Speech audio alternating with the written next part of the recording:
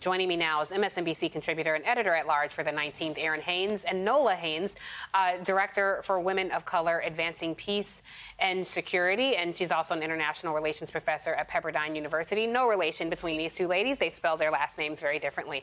Erin, I want to start with you because you had a great piece that ran yesterday in the 19th. And I'm curious your thoughts on what it means to have Vice President Harris on the world stage at this particular time, dealing with what is potentially her biggest foreign policy challenge to date. Yeah, well, good morning, Tiffany, and it is good to be bringing in Women's History Month with the two of you. Listen, I was really struck by the vice president really kind of starting her week in Selma, talking about the threat to democracy at home and then ending it in Europe, really trying to shore up democracy, which is obviously under threat abroad. She is obviously somebody who would be confronting this threat as vice president, but she's also somebody who wanted this challenge in terms of pushing back against the voter suppression attempts that we have seen in this country. And as the daughter of parents who pushed for civil rights, she has spoken about this on the world stage before, speaking to the UN Gender Equality Conference last summer, speaking about this at the Global Democracy Summit that President Biden hosted just in December. She was born during the civil rights movement. Vice President Harris obviously sees herself as the beneficiary of that legacy. And our leaders do traditionally carry that banner of democracy around the world. But what does it mean now for the second most powerful person in the country and arguably in the world to be a Black woman? That was really kind of some of the questions that I was asking in that piece. What are we learning about the value and limits of the vice presidency? Obviously, the future is unknown, both on Ukraine and on federal voting rights legislation. But this is really a test of this administration in terms of their legacy and also, obviously, in terms of her presumed political future.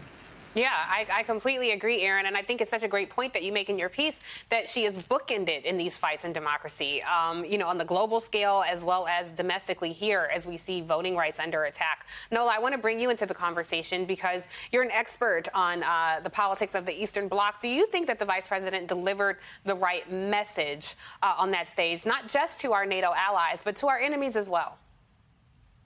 I think so.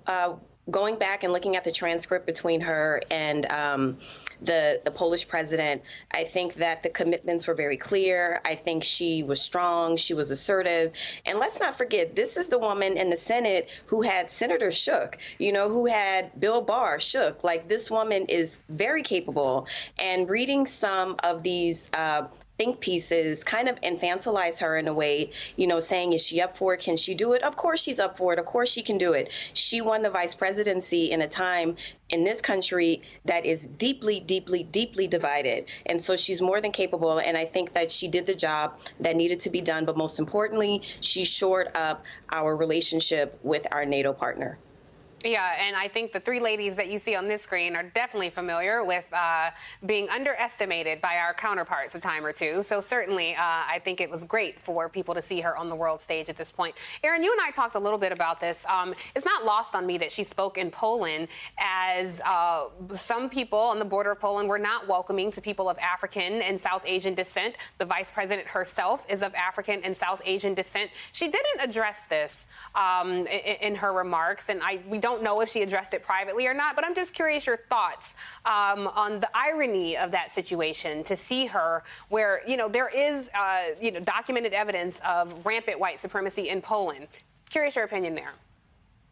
Well, sure. I mean, racism certainly does not take a break during times of conflict. I mean, if anything, it is absolutely present during those times. I want to go back to one point that Nola was making that I think is really important to point out in this moment, and that is yet another piece of her lived experience that she really brings to this role as vice president in this moment of crisis, and that is her role as prosecutor, right? This is somebody who is used to kind of taking on bad guys, for a living. And so, her really putting her finger in the chest of Vladimir Putin and saying that there will be consequences if he continues to press forward, not only in Ukraine, but threatening NATO allies, that there will be consequences to that, and that the United States will be bringing consequences along with our allies to bear if he continues with what he is doing. So I think that's really an important point to make. But yes, I mean, with her lived experience as her South Asian heritage and her Black heritage, We don't know what conversations may have been had that we are not privy to around this issue. But certainly she is somebody who is always thinking about who is not in the room, who is not at the table, and who may be affected in any given situation, is what I'm told by aides and people who know kind of her leadership style. And so the thought that maybe she has brought some of that lived experience to bear in raising those kinds of issues, even if it was in a private setting, I would certainly be curious to know that as well. Yeah, and I think you're right. I think it's important for us to make that point in the conversations we have with folks at the White House. She definitely carries her identity with her, whether or not people are privy to see that publicly all the time. So we will definitely keep you posted if we hear that she brought this issue up. There's slight difference between Bill Barr and Vladimir Putin, Nola. Perhaps not in intention, not a huge difference, considering they're both big fans of Donald Trump, obviously. At least at one point in time they were. But I do think, to your point and Aaron's point, that she was on that stage to say, hey, don't underestimate what we can do, and still assure our NATO allies that we are a world power here in the United States who has their back. But do you think that message was well received by Putin himself? Well, I'm going to be blunt here. Putin is a sexist, so probably not.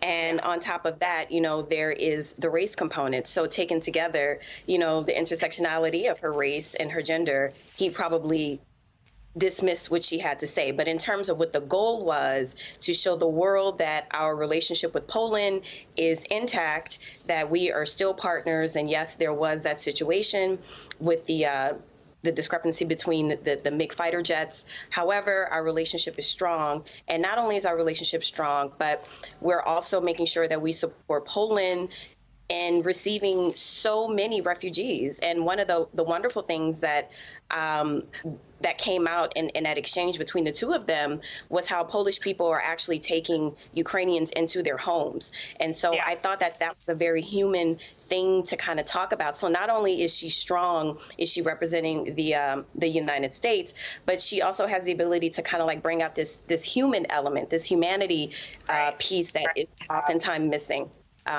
from these conversations. So absolutely. I think she needs to be done.